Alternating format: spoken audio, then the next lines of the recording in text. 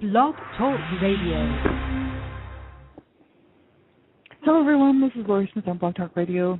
This is One Child Abuse Survivor to Another. I'm glad to be here Monday night, January 30th, 9 p.m. I changed the show to a night show, and just to, hopefully let on it if you want to phone in and whatnot. Usually I do the show 6 o'clock in the morning or 5:30 in the morning, and generally before I go to work. And I just decided to switch it to a night show and just do a couple a week. And I went back and I was listening to some of my last shows, and because this is quite interesting for me. It's an interesting period of time in my healing journey. This is all about my healing journey from the abuse that I suffered as a child, right? And so I went back and I was listening to some of my shows, and I, because I really feel, that I've made some huge progress. And along the road, it's been a hard road for sure, but I've managed to kind of put things, where they need to be, the past in the past, and living in the present and looking forward to the future. Right?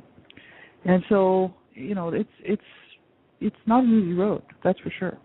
And it doesn't mean that I don't still have days that I'm experiencing flashbacks, that still have memories that come in, or obtrusive thoughts and things like this. This sort of thing still happens.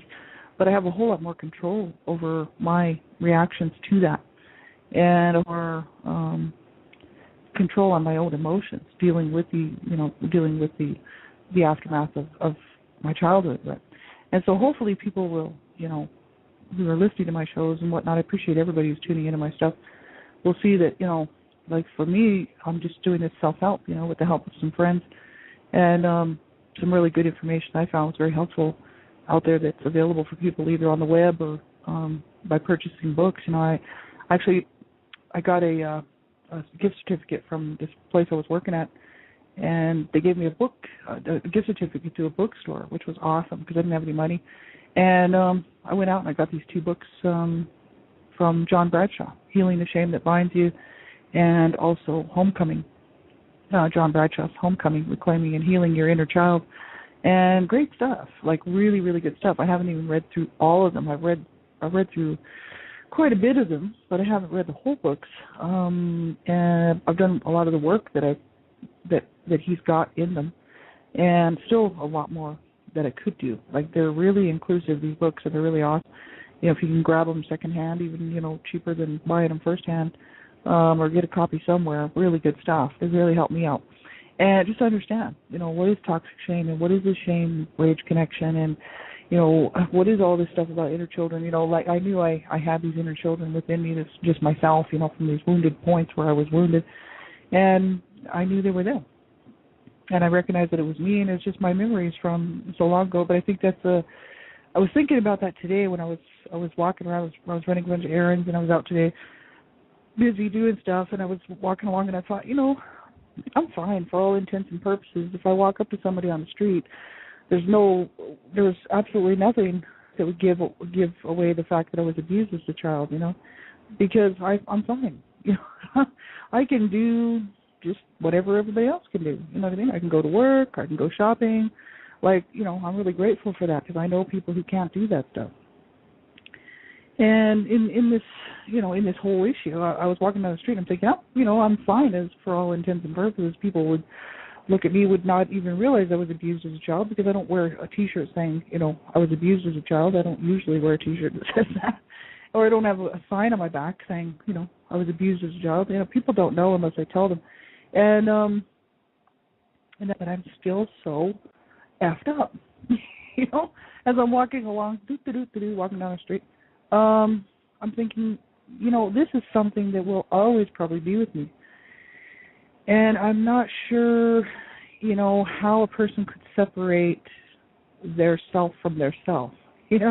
Like, this is me, and I can't get away from myself. I tried to do that before, you know what I mean? Like, I finally ran away at the age of 30 years old. I moved 2,000 miles away from my family, from my birthplace where I grew up, thinking, okay, I'll leave all my baggage behind. I'll be able to make a new start 2,000 miles away, nobody around. I'll be able to just make a new start and forget all that.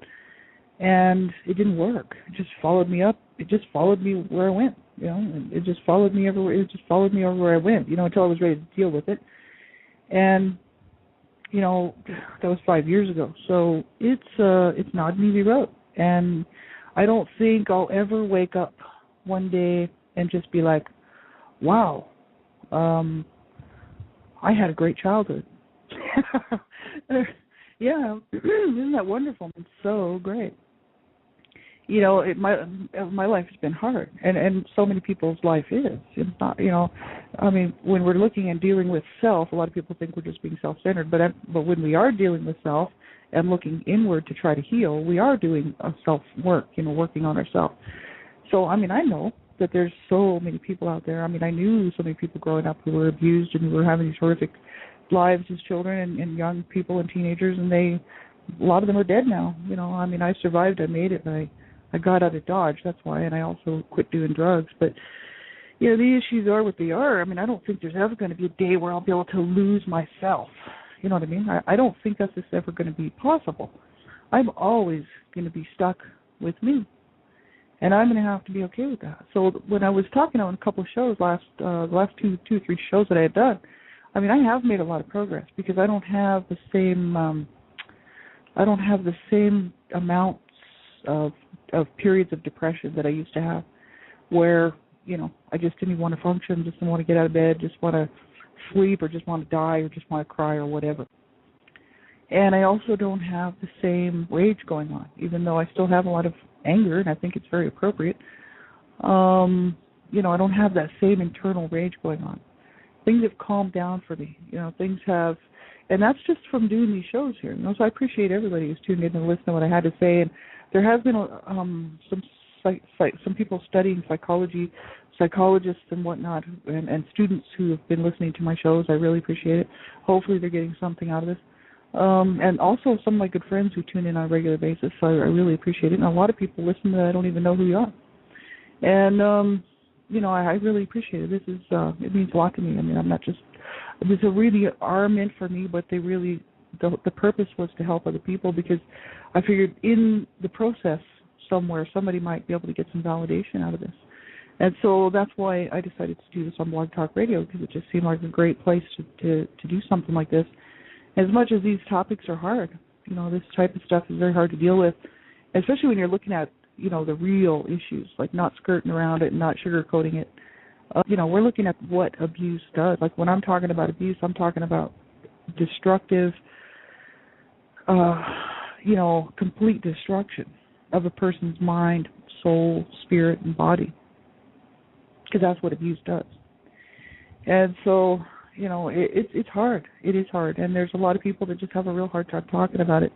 And I figure, well, I don't mind talking about it because I've been dealing with this my whole life. So, it's helped me to put things in perspective for myself. But hopefully, I was hoping that somebody else would get possibly some validation out of it for themselves, to know that, hey, they're not alone, and that there is help out there. If you choose to you feel more comfortable with, getting a therapist or counselor or whatever it is, but just to make sure that you get some help. Group support, I really like that. And online group support, just because it's convenient. I'm usually working full-time, plus I have a sweetheart who's terminally ill and end-stage liver disease, and, he's only got so much time left. And so my time is really precious with him. And so as much as I'm on my healing journey, I can't put all my focus on it, because I'm a caregiver for my husband. For 17 years we've been together, and he's an amazing man, and I don't want to waste these years. But in the meantime, I have to look after myself too. In the meantime, I have to do this work as well.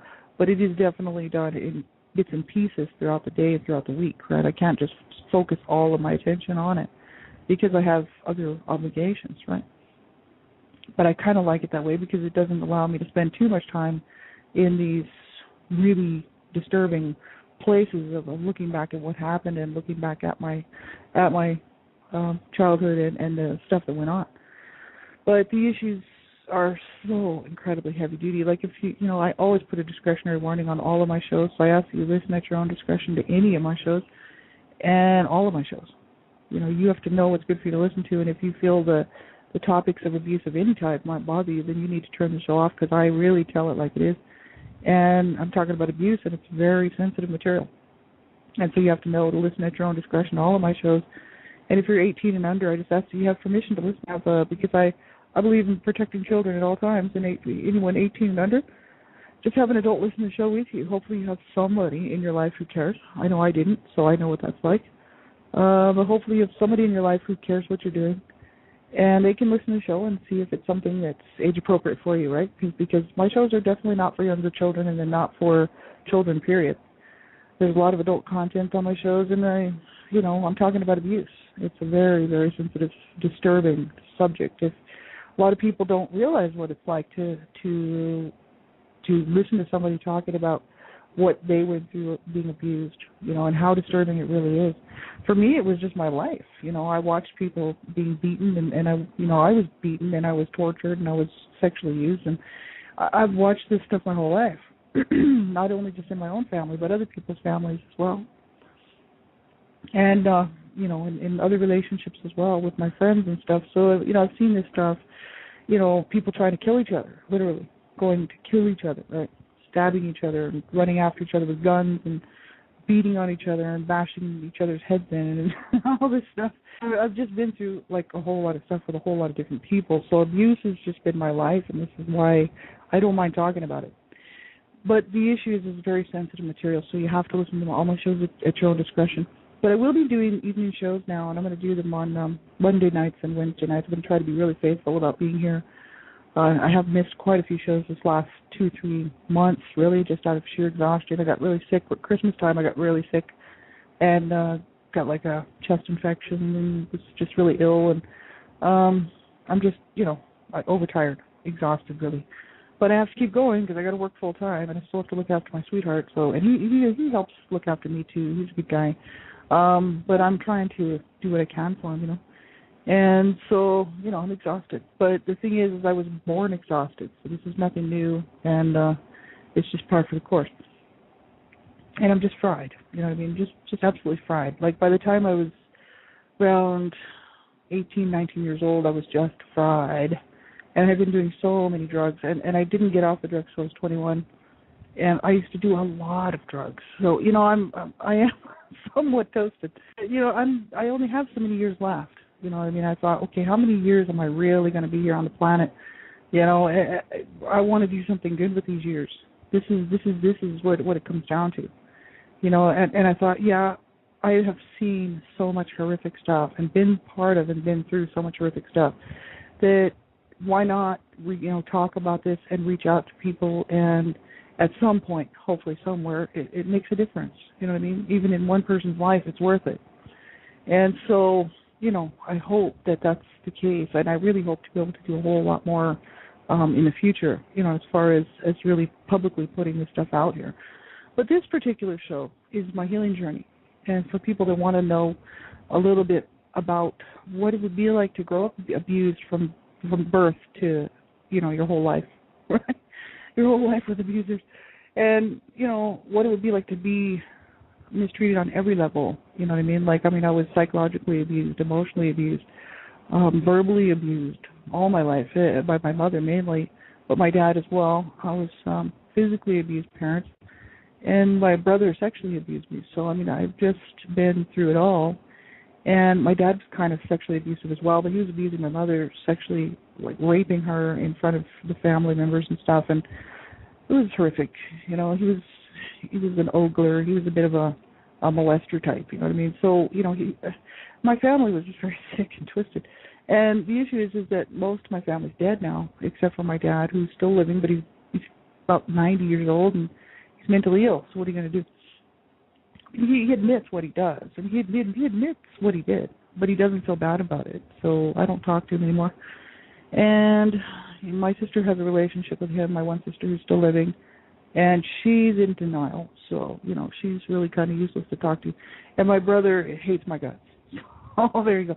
So that's the family. And that's all I got left. And the rest of my siblings are dead. And one was murdered, 2 committed suicide, 1 died of cancer. And so, that's it. I thought, well, okay, I'm approaching 50, not yet, but I'm getting closer every year. And I'm heading, towards 47 this year. And I thought, how many years do I have left? And what can I do with this time that's going to mean, because I was talking the other night on one of my, the other morning, actually, yes. What was it, Friday morning. It was Friday morning. I said, nothing good comes out of abuse. Like, there's just nothing, like, you can never say something good could come out of abuse except for what we can do to help other people. You know what I mean? So if we can get involved and help stop child abuse, well, that's something good coming out of abuse. If we can help somebody, help a child out who is being abused, or a teen, or anybody else, that's something good. Otherwise, there's absolutely nothing good about abuse. And I thought, okay, how can I turn this around? How can I take something that was so horrific and so horrible and never ever should have happened, that I'm sure I have PTSD. I wouldn't doubt it. That's why I have obtrusive thoughts. That's why I cannot separate myself from the abuse, because my life was abuse. I pretty well wrote it out day by day. I made it out day by day, but I really pretty much could have. But I did write kind of summer to summer, year to year, month to month, and in all three of my books, the A Life of Death Redemption, La Vida Jubies, and also One Child Abuse Survivor to Another, The Journey. And, all three of those books, I mean, I really detailed, like, what life was like for me growing up. Absolutely horrific. And the thing is it wasn't considered, the abuse that my parents were putting us through wasn't considered to be life-threatening. And so that's why we were not removed from home. Like, they generally, this was back in the 1960s when my parents were brought up on charges. Both my parents were charged with child abuse, and they both went to court, and they both almost lost us. My mom pleaded the courts to let us stay in the home, and they said, well, only on certain conditions, and you have to meet those conditions. And they didn't meet the conditions. They just went to a couple of counseling sessions, and that was it. And so, but back in the 60s, it was kind of like, remember, I don't know if anybody ever give my age away, obviously, but, Adam 12, back in those days, abuse was just left alone. It was kind of like, well, it's a family problem. It's an issue. We'll just tell the parents, there's other ways. You don't have to, you can discipline your children differently or whatever, but they were not going to get us any help. My brother is the one that showed up at school and was all beat up, and that's why the authorities were called, and that's why my parents were both busted on child abuse charges. But the issue is that, it was not just 1 or 2 days or 1 or 2 years of abuse. I mean, we're talking, this was systematic, mentally ill parents who were systematically abusing each other and also systematically abusing their children. And everybody went along with it. And my mother was so good at manipulating and playing the field. Because she was abused as a child. She was screwed. I mean, she was abused as a child, married a man who was abusive, and her whole life was just nothing but abuse, right? So then she became an abuser and abused me. And my other sister was 5 years older than me. And one of my brothers, too, who was 7 years older, 2 years older than my other sister. So there was three of us that were kind of young in the home, and my mother used to love to beat the shit out of us, so all three of us. So the rest of the kids were a little bit too old, and she kind of left them out of it. But she was still abusive to them, too. I mean, when they were growing up, I'm sure. But the thing is by the time we came along, she didn't care. And she was like, I don't care. By the time, especially when I was growing up, by the time I hit about 7, 8, 9 years old, she was just like, I don't care if I lose you, and I don't care if I kill you. It's my right to kill you. I can kill you if I want to. I brought you in this world, and I can take you out. That was her favorite thing to say, and she was serious. And I used to tell her, go ahead and kill me. I don't care. Like, just go ahead, put me out of my freaking misery. And, of course, I would catch me some beatings, but she wouldn't kill me. And I'd be like, just one more blow, please, because I was so effing tired. By the time I was 10 years old, I was so tired, physically, emotionally, psychologically, so tired that I didn't care if I lived or died. And by the time I was 14, I really didn't care. I was like, you know what, I don't care if I die in a car accident. I don't care if somebody kills me. I don't care, whatever. I don't care if I overdose. I really don't care. My attitude was that the sooner I got out of the earth, the planet, the better off I would be. And that's really sad. Two of my brothers killed themselves when they were one was 33, and he was the one that sexually used me. And my other brother was 37, I believe, 7 years older than me. No, he was 36 when he killed himself, drug overdose. And so, yeah, this is the kind of stuff, this is the sort of garbage that people have the nerve to sit there and say, oh, can't you just get over it? It's like, I don't know, how about let me just beat the shit out of you for about 20 years, and then, we'll see if you can get over it. you know, and then we'll just let somebody rape you, and then we'll see if you can get over it. We won't get you any help, you know, and then we'll kick your ass and call you a whore. Yeah, okay, let's just see somebody get over that. No, you just don't get over things, you know what I mean, like that. This is serious, mind-blowing stuff. I mean, you can imagine, I was already so screwed up as a child because I was trying to stay alive in the home. When I was really little, it was just natural survival instincts, you know what I mean? So I was very much aware of what was going on, watching everybody because it was something you had to do to stay alive in my home, especially my dad because he was insane. And my mom, I was just going to consider that one of the blows would just take me out because my mother was very violent and very, very vicious. And she didn't care if she broke your head or busted your arm or broke your back. She really didn't care. My dad didn't either, actually. They were very highly abusive people, and they really didn't care if they hurt you or not. That was their main goal, was the harder the implement, the better. Like, they wouldn't choose something light, you know, like they would choose something extremely heavy to hit you with because they wanted to make sure that you would not ever forget it. That's exactly what they did. And it's like, well, I never forgot it, let me tell you. And you know, this is the issue. It's people have the nerve to sit here and say stuff like, well, you know, they should just be able to forget and move on. And here I am, you know, 46, you know, years old, just turning 46 actually. Walking down the street today thinking, okay, I feel pretty good. You know, I'm doing really well. I'm maintaining. I'm not having the same kind of flashback situation that I was having. I'm actually doing really quite well from the work that I've been doing. But yet I'm always going to be so effed up.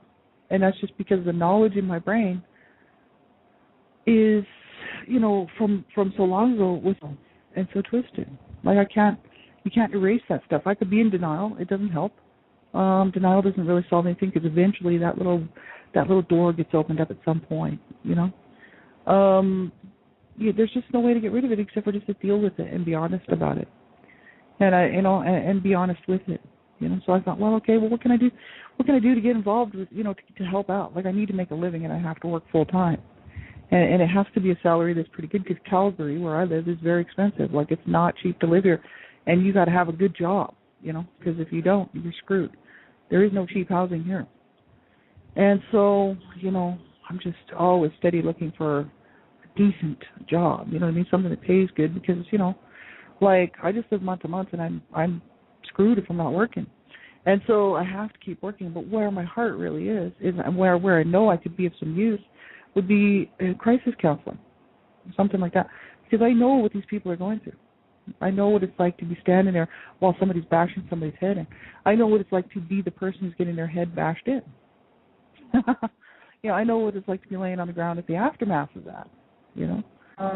I know what these people are going through, you know. I know what it's like for, you know, somebody to be panicking and be freaking out because this stuff is happening, because I was there.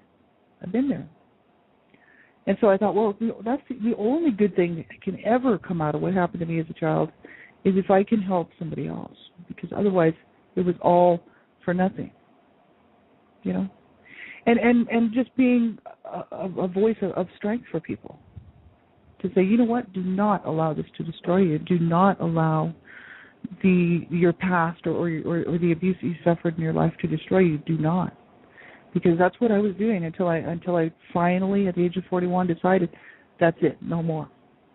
I am not going to self-injure. I'm not going to even think about it. I'm not going to think about contemplating my suicide ever again. Now, is it true? Have I stopped self-injuring? Absolutely. No, I will not ever self-injure again. I mean, I smoke cigarettes. I mean, that's self-injurious, you know what I mean? But that's an addiction that I've had a hard time quitting because I've been smoking since I was 12 years old. But I wasn't smoking cigarettes. I was smoking dope. You know, I was smoking massive amounts of pot, you know. Which I gave up at the age of 21, believe it or not, that's the truth.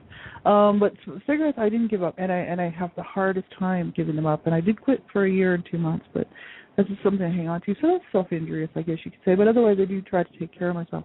But the thing is do I still have suicidal thoughts? They pop into my head, you know, because I have days where it's hard. I have days where I'm so tired. I'm like, oh my God, I don't even know how I can go another week or two. Like, how am I going to do this? I'm so freaking tired. it's hard. It really is. But see, I made a pledge and I made a commitment to myself, and I said, you know what? I will never, ever, ever contemplate suicide again.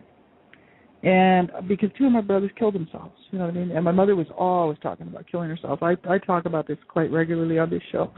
I mean, you can go back and listen to the last, 2 years worth of shows. I mean, that was a running theme. My mother was always talking about killing herself or killing me. Either like, oh, kill myself, I should just kill myself, I hate this life, I hate my children, I hate my husband, and all this. Or she'd be like, I'm going to kill you, you fucking whore. She'd be talking to me, right? And so, this is how I grew up. That's what I was listening to my whole life. And so, killing ourselves was really quite an option. My dad was also trying to kill himself. He was very much suicidal and tried to kill me and my sister one time by driving us over a cliff with him with a murder-suicide. And as well, he used to run down the freeway naked, trying to kill himself, getting hit by a car and stuff. He used to try to run in front of semi-trucks and stuff. And my brothers would have to go get him, bring him home. He'd be running around the freeway in the middle of the night naked. And, he was suicidal for sure. And so suicide just kind of ran in our family, and it was an option. One of my sisters had a gun, and both her and her husband had a gun, and we used to kind of think maybe she would kill herself. We were pretty sure that she would, because she would disappear for like 3 days and just be gone. And my dad abused her just as much as he abused me. My dad and she was the oldest. She was 18 years older than me, and she was moved out and married before I was even born. And she married really young to gals, because my dad was like abusing her in every way. Sort of sexually too, because he ripped her clothes off out in the front yard, and he's just a horrible man. And and everybody just loves my dad. It's such a joke. From my sister's good name, I didn't get along with my older sister. I don't get along with any of my siblings. None of us got along. We all hate each other. Thing is that I love my family, but I can individually we all hated each other. And the thing is that she suffered in that home. And the issue is there's all these people out here today that kiss my dad's ass because he's a Christian, and he's just always a good man. Oh, your dad is so sweet. What a nice man. And I'm like, you fucking idiot. He raped his wife in front of his 5-year-old daughter. He beat his sons and got busted on child abuse charges. He ripped his daughter's clothes off out in front of her friends, took her shirt and bra off, and left her in the street in front of her teenage friends. Is this the kind of guy you think is a sweet man? Who would bash his kids? Like, my dad hurt my back and twisted my leg out of joint. Like, my dad ripped my hip out of joint. Is this the kind of guy that's a sweet man? We just love your dad. I hate when people say that to me, because they don't want to know. They don't even want to know the truth. Even when you tell them, they just go, oh, well, but he's such a nice man. It's like, okay, you people obviously are idiots. I don't even want to talk to you. So I don't. I don't talk to people who don't want to know the truth about my dad. And, the issue is everybody was doing that to my mom, too, when she was alive. Very manipulative, my parents were, to other people. Then they would come home and kick the shit out of each other and their children. And the thing is they would go out and everybody loved them. That's how abusers are. I want people to get the idea and to really study out abusers and abuse. Abusers are very manipulative, and they will do whatever it takes to have people look up to them and trust them and believe them. I mean, there was people that were going, we just love your mom. She makes cookies. I'm like, yeah, my mom makes cookies, but she also bashes my head in with rolling pins and kicks my ass and burns me with cigarettes and throws me out the house. And she let my brother rape me. So my mother, people are they just don't want to know the truth, man, and they don't want to see it. And so this is why I'm talking. I said, I'm talking, and I don't care. And I'm writing books, and I want people to know this is absolutely unacceptable. And this is what people will accept, and they will say it's okay, right? No, it's not okay. It never was okay. It never will be okay. All right. Have a great night, everybody. I'll be back on Wednesday night, same time, same place, 9 o'clock p.m. Mountain Standard Time. If you want to phone in, I'll be watching my switchboard, and you can phone in if you'd like to, add something to the show or ask a question or whatever. If you just want to talk or just chat. It's just one child abuse survivor to another. So take good care of yourselves. Reach out and get some help. Do not give up. Not ever. That's not an option. Do not make that an option. Just don't allow that to be an option. You cannot give up. You have to keep going. If you can't find somebody to talk to, call a crisis line. Like whatever you have to do, but you just make sure, that you get help and get someone to help you out and to talk to you, right? Take care, everybody. Good night. Bye-bye.